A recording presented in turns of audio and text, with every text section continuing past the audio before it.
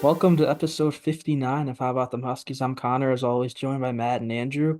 And as always, we got a couple of games to talk about, one that already happened, one that's coming up tomorrow. We'll start with the game on Wednesday against Providence. It was a basketball game, I think. I mean, I'll just let you guys tell me how you feel about that game. I know we all watched it, we all know the outcome, we all know how it went, but I mean, it was just an ugly overall performance by both teams. Yeah, I have to agree with you. It was pretty close to a basketball game. If it wasn't, it was right there. All the fouls, four technicals, I'm pretty sure going around. Players stepping up who you don't expect. Loads of players in foul trouble. It was a really interesting watch. Not just from a fan's perspective. I guarantee you, neutrals were loving it too. Maybe not how late it ended, but just the passion in the game, the passion by the coaches, the passion by the players. They really showed a lot out there about who they are. And I mean, I love these games. UConn versus Providence. To me, it's probably our biggest rival in the Big East at this point. So, I mean, I love to see it. Especially coming away with the win. I mean, it was just a complete mess. Like, yeah, it was a fun game to watch, but it was a mess. I mean, you with the fouls and the terrible refing and Caravan getting hurt and Devin Carter getting hurt at the end or being gassed, whatever that was. It was just an absolute mess of a game, and that's what you're going to get with a Providence game. I mean, last year the Big East tournament game, that was a complete mess because we almost had the worst blown lead of all time, but also the game at their place. So every Providence game is going to be a mess no matter what. But that was just there was no feel to the game, and it felt like nobody really had control of it, if that makes sense. Yeah, 46 combined fouls between the two teams. They showed a graphic late in the second half.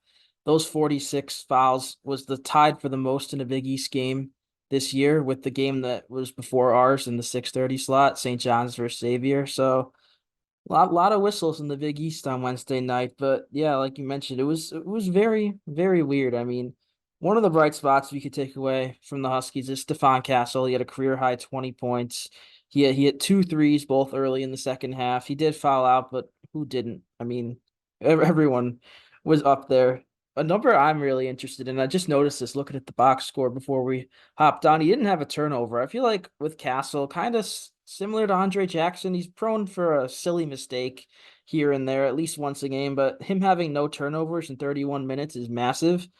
And he's not a guy we need to score 20 points like he did in that game. He's a guy we expect to be. It'd be nice for him to get to double digits, but his impact is a lot more than in the scoring department. He rebounds, he passes, defends. But if he could score 20 and lead us to a win like he did the other night, that's huge. You could definitely see him out there growing. Not just as a playmaker, but just as a player as a whole. He's much more mature out there, definitely, than he was at the start of the season. There's definitely a learning curve now coming into college. It's a different game than it was 5, 10 years ago. Typical one and dones, they aren't the same. He needed to fit into the system, which is what we were big on starting off the year, and he's fitting very nicely right into that system. Like 1-2 punch with Newton is very nice. You have the kind of fire in Newton who's going to come out there and just flame it from 3-point range. He'll score you 26 points. And then you have Castle who will get you a quiet 15, but he'll have 6 rebounds, he'll have 7 assists, and he'll make those winning plays. Ever since that game started the season, he had 6 turnovers.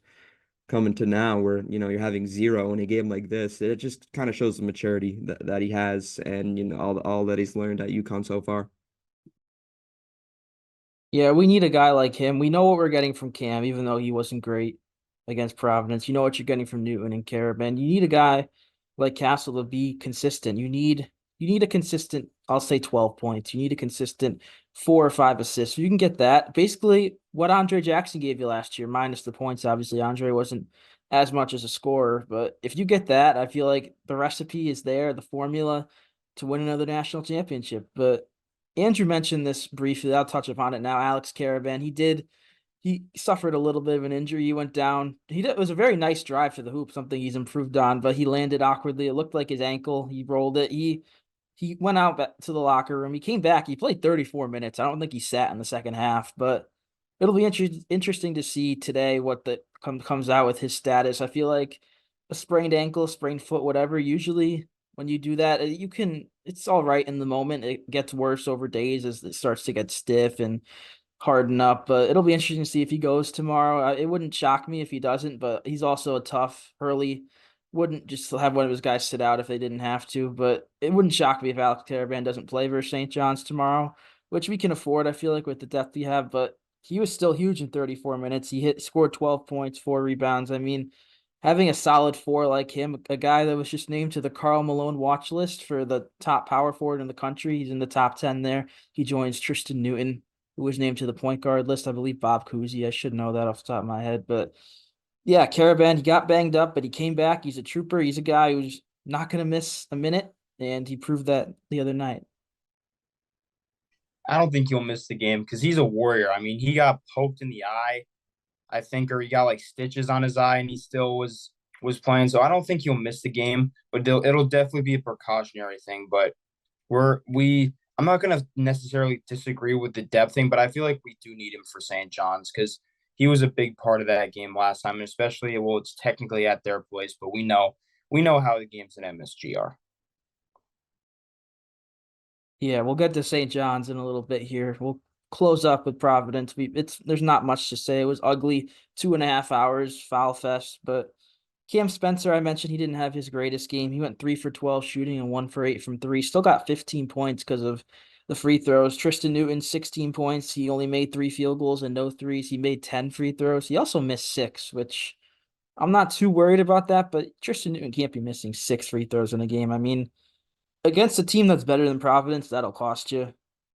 Donovan Clingan, I mean, it was. I think he played. He played what 4 minutes in the first half, 2 fouls, and then immediately before less than 2 minutes into the second half, he picked up 3 and 4. So he played 15 minutes, still at 7 points. It was a interesting big man matchup all night, both on the court and off the court because of the fouls. Because for Providence, Joshua Duro, who is a lot better than I thought he would be. I knew he was a solid player. He obviously averages 14 points per game, but he was pretty much getting everything he wanted down there. He had 20 points, but he was in deep foul trouble as well. He only played 23 minutes, and Samson Johnson played a decent amount. He had a silly technical foul. I know Matt mentioned there are some T's.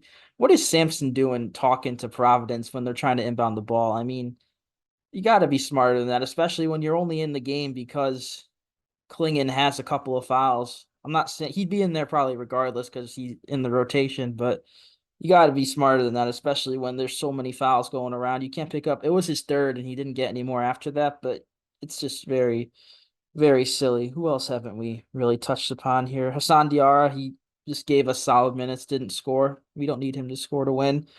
Solo ball, only 2 minutes. I know I said he was my player to watch for this one because he did very good against Xavier. He scored 12 points and played almost 20 minutes.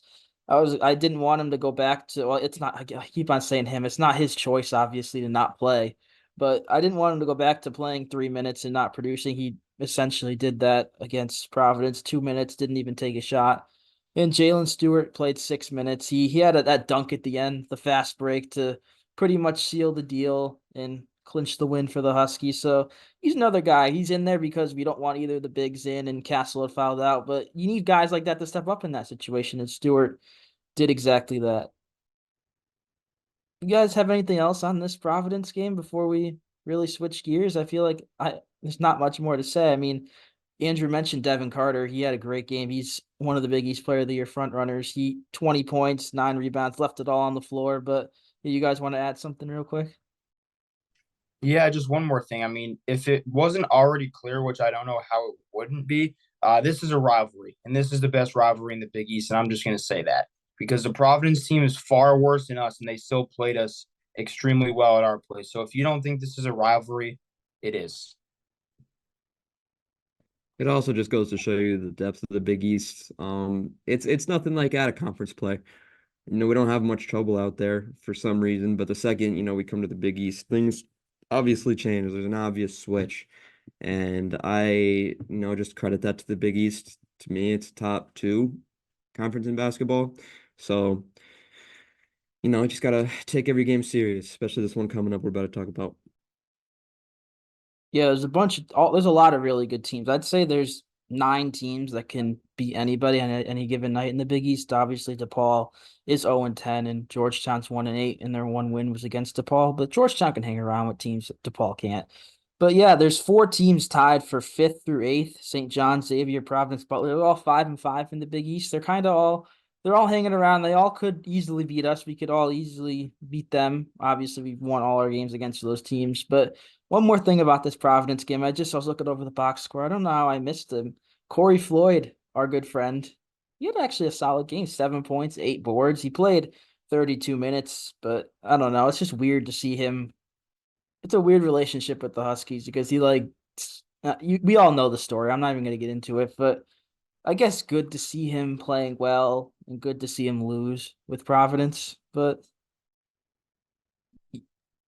Yeah, I was just gonna add, I mean, you could really kind of see him finding a role there, which I feel like is what he wanted entirely. This is the role he wanted. So, I mean, good for him, like you said. It's just worked out. yeah, there's no hard feelings, but it's certainly a weird situation. But move on to St. John's, another team that has a former Husky, Naheem Aline. The Johnnies, like I mentioned, they played Xavier in that game before ours on Wednesday, another foul fest. They lost by 11 to the same Musketeers team. We beat by 43. So they can't be thinking good if you're St. John, seeing what we just did on Wednesday against Xavier and what the UConn did against Xavier earlier in the week. And they got to be feeling we're going to lose by 45, but they're a solid team. We obviously played them pretty tight at the XL Center before Christmas. They have Joel Soriano, who's averaging 16 and 10. They have three other guys averaging double figures: Danis Jenkins, Jordan Dingle, and RJ Louis. I mean, this is not a team you can overlook, especially at the Garden. I know, Andrew, you mentioned that MSG, there's going to be a lot of Huskies fans there. It's going to be probably close to a 50-50 split, probably a little more St. John's. You got to give them the benefit of the doubt for a home game, but this is a team that's probably going to end up making the NCAA tournament. I mean, they're currently 5-5 in the conference now, but there's a lot of time left halfway through the conference season. But a team that's probably going to make the tournament, a team you already beat without Donovan Clingan. You add him to the mix, it'll be because we contained Soriano with Sampson slash Caravan slash Singare. I'm really interested to see how we do with Clingan down there, but this is just going to be one of those fun old-fashioned Big East battles. Hopefully, not like an old-fashioned Big East battle against Providence where it takes 2.5 hours and we take 30 free throws. But if we win, who cares, honestly? I was actually gonna say that this just looks like a game that's gonna be like that Providence game. Maybe not to that extent. I could definitely see Clean getting into some foul trouble, having a hard time with Soriano, trying to block all his shots, hitting his wrist every single time, having, two quick fouls. But, like you said, we were able to contain him last time without Klingon. So hopefully it gives Klingon an incentive to sort of back off in a way, let the other guys handle it, try not to get in foul trouble so we can play more than 15 minutes. But overall, I mean, I'm pretty confident. I don't want to, get ahead of myself, but Garden is Storrs South. That's what we're known for. So, hopefully we come out there just playing our game. I'm gonna say what Donnie Marshall said about Donovan Clingan. He's the biggest man on the Eastern Seaboard. Like his fouls that he got in the Providence game, honestly, they weren't bad calls. I mean, you can't jump like he was doing. If Arduro goes up for a pump fake, you can't jump because he's gonna lean into you and it's gonna be a foul, especially with a guy like Soriano, who's gonna obviously try to do that against Clingan. He's got to stay on his feet because if we lose him and foul trouble, I know we beat them with Samson, but it's going to be a different environment. As much as you say that there's going to be a lot of UConn fans there, they're still going to do the whatever St. John stupid chant they do at their games, and they're still going to do their everything's going to be St. John's. Like it's obviously our fans will be there. Our fans go everywhere, but it's still going to be all St. John's. Their fans are going to be loud, and we need clean for this game because I mean, Soriano obviously has improved his game since we saw him. It was his, second Big East game, but he's got to play more discipline. He can't jump. He can't leave his feet. That's what I got on him. He has to play more disciplined. The more that we talk about it, the status of Caravan becomes more and more important because if you lose Donovan to foul trouble and you're missing another 3-4 guy, I mean, what are you going to do? I mean, Sampson obviously isn't a bad player. He's just a little undersized. He's not gonna be able to body Soriano. He's a skinny guy. I mean, I wouldn't be surprised if Clinton gets into foul trouble and Caravan goes out, that we get some Singare action. I mean, I don't really know where we're gonna go. you need Caravan healthy and you need Klingon out of foul trouble. I guess those are the two keys to the game. Yeah, luckily St. John's, they're pretty deep. They have a lot of guys that play. They switch up their starting lineup like every game. So you can't really base who's gonna start off of right now. But outside of Soriano, they don't have any true like big guys that play next to him. So if there's no Caravan, I feel like we can get away with playing a small lineup with Castle essentially at the four.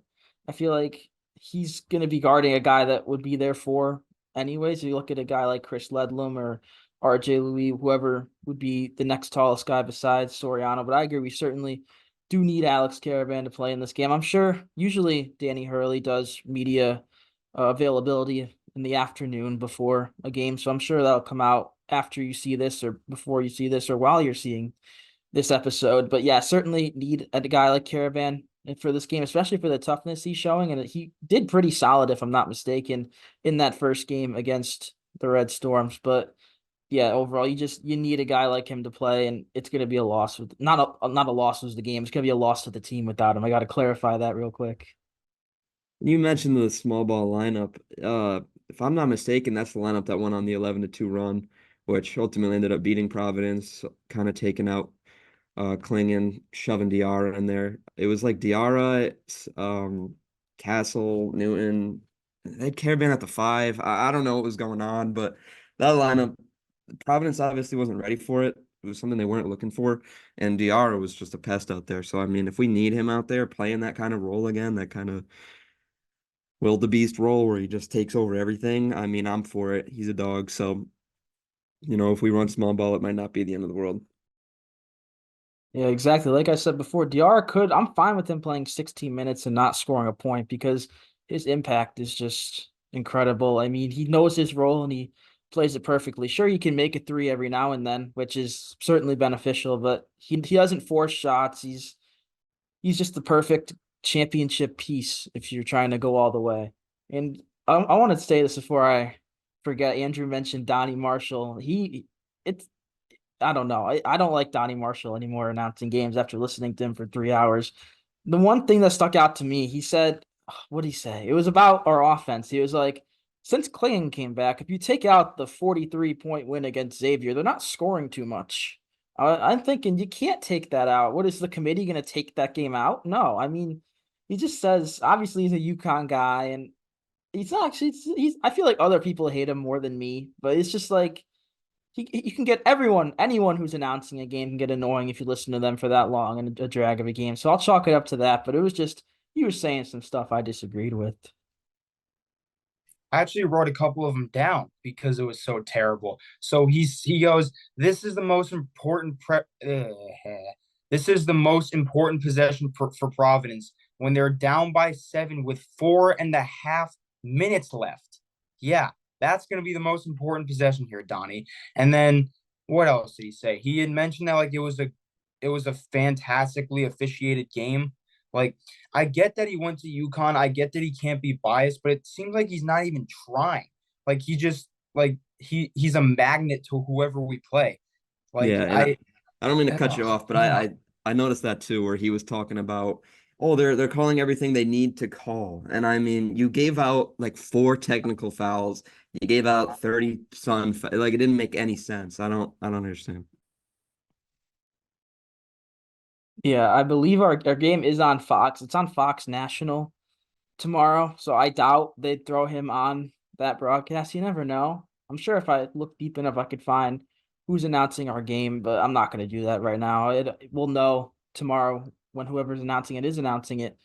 But one last thing before we wrap up, do our players to watch. St. John's is a team that's currently in the middle of like their not rough stretch, but like their toughest portion of the schedule. They've lost 4 or 5, but those 4 losses were at Creighton, at Seton Hall, at home versus Marquette, and at Xavier. Their one win, they blew out Villanova, who's really the rails are falling off for the Wildcats right now.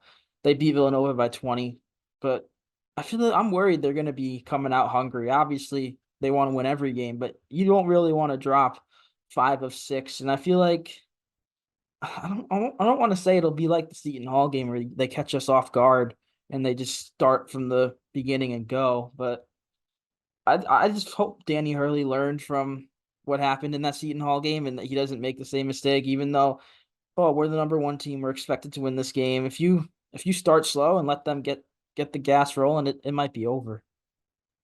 I don't think Hurley has a mindset like that at all. I mean, you can kind of just he's go mode from the second that ball is tipped. The last thing he wants is complacency, and that's all. I really like that from him. His first few years when we weren't the juggernaut that we are right now. That whole Villanova press conference, he's not a guy to kind of sit back and take runs like that to start the game. Definitely not. His intensity is just unmatched.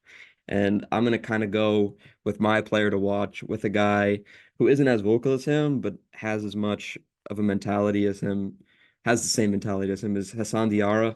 I would, like you mentioned, I would love to see him out there for 15 plus minutes, just hounding the defense or hounding the offense, especially if Klingon gets in foul trouble. That'll definitely be one to watch. He might not score 15 points, but he can get 2 or 3 steals and he can, cause a bunch of missed shots. If he makes a three, makes 2 threes, that's a huge bonus. He's been hot, but they call Cam Spencer, Hurley too, but I see a lot of him in Hassan Diarra, just not the vocal side. I guess I can give my player to watch. I'm gonna double down on solo ball, especially if a guy like Caravan happens to be out. You're gonna need obviously they don't play the same position, but you're gonna need Solo to give minutes off the bench, or potentially they could throw him back in the starting lineup, saying he's experienced in the starting five. We'll throw him out there, even if he doesn't play more than a Diarra or a Stewart off the bench. Just throw him in there because he's started before. I don't know. I again, it's not in his control. He's not playing, but I wanted to see more of him after he made 4 threes and looked really good against Xavier. So I'm hoping maybe this is another like big-ish game where you could see Hurley going 7 guys, maybe an eighth, but I don't know. I just need more solo ball minutes in my life. That's where I'll leave it at that. This is going to be a bounce back game for Cam Spencer. I mean, with the Kansas game, he was horrible and then had a really good game against UNC. I'm not going to say he was horrible against Providence, but the threes weren't falling. So I think he's going to put up a 20 spot in this St. John's game, especially if Caravan's out. He's going to be the one shooting threes. So we're going to need him. But Spencer is definitely going to be the guy. And I think that Solo will get a minutes increase. But the fall off is weird. I know we have talked about this a lot, but I was actually just talking about it with my dad and brother the other day. It's just so weird. It's obviously no secret that he was playing more because Castle was out, but he was still really contributing, and then he just went down to the bottom of the totem pole. I don't know. It's really weird. I'm just kind of gonna finish this with, the Donnie Marshall mention of the points. And I feel like this is the idea. I feel like the idea is now that Klingon's back. You don't need to score 85 points every night. I feel like you can kind of feel comfortable scoring 70, knowing that you can still win by 20 with how good your defense has been. Um, Klingon back, Castle, Spencer, Ball, Diarra, all dogs out there. So I mean, I'm gonna make a little prediction here. I think that we will probably score like 65 points, and I think that we will win by 15 plus points. That's kind of what I'm going for, and I think that's what Hurley's going for. Matt's predictions usually are spot on, so we'll see how that goes. I mean, it's gonna be a fun atmosphere at the Garden if you're going. I know I'm going. I don't think either of you guys can make the trip, but there's gonna be a lot of Huskies fans there. It's gonna be great. It's just good to be good again. I was just thinking about it as we're talking. If we win tomorrow, we're 20-2 to start the season. I mean, I have our like historic log here. AAC, this is like the end of the year win totals, 19-16, 14-16. I mean, we're about to be 20-2 if we win against St. John's. I mean, this is what, even though we're obvious, I'm not saying every program has the history that UConn has, but a lot of the younger fans like us, we really started getting into it during that era where they were 14-18. Just to see them win a national title. Now they're 19-2. They're the best team in the country. I feel like we're better than Purdue. We match up well against them if we were to play. They have flaws. They get a lot of fouls. That's a topic for another day. They took 48 more free throws than their opponent the other night. Purdue did, but I'm just ecstatic to see the Huskies as good as they are. They haven't been this good when I've been following. Even when they won in 2014, they were never a top team. They were a 7 seed, but Yeah, I'll leave it at that. It's just an amazing time, an amazing era to be a Huskies fan. And you gotta, in the era, in the years, in the era of the transfer portal and everything, you gotta really respect the season they're having because Cam's gonna be gone next year. Tristan's gonna be gone next year. There's gonna be a lot more question marks going into next year than there was from last year going into this year. So you just gotta cherish the moment. And yeah, I'll leave it at that. Our next game after this, we play Butler at home on Tuesday. We're gonna try to stay in this flow, getting a episode out between our games. So look for one, maybe Monday, maybe Tuesday morning. We'll play it by ear, but yeah, that's all I got. That's all they got. Thanks for watching.